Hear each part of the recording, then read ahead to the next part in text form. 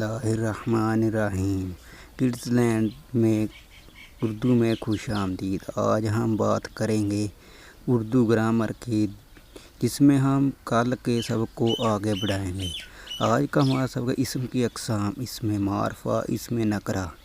اسم معرفہ کو اسم خاص بھی کہتے ہیں۔ یہ وہ اسم ہے جس میں کسی خاص شخص، خاص چیز، جانور کا نام ہو، اسے اسم معرفہ کہتے ہیں۔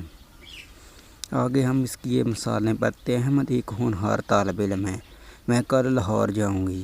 کیا تم نے نیلا پین کہیں دیکھا؟ قرآن مجید، انجیل، زبور، تورات اللہ کی کتابیں ہیں۔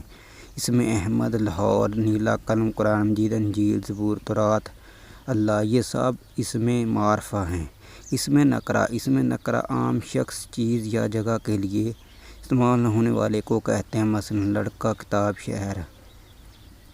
اسم کی اقسام بناوٹ کے لحاظ سے اسم کی 3 اقسام ہیں: اسم جامد، اسم مصدر، اسم مشتق۔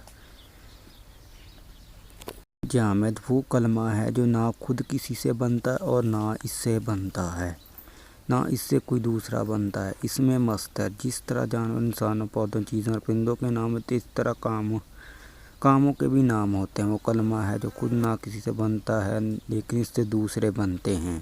مزید ایسی ویڈیوز کے لیے اس چینل کو سبسکرائب کریں اور بیل آئیکن دبا دیجیے گا۔ شکریہ۔ اللہ حافظ۔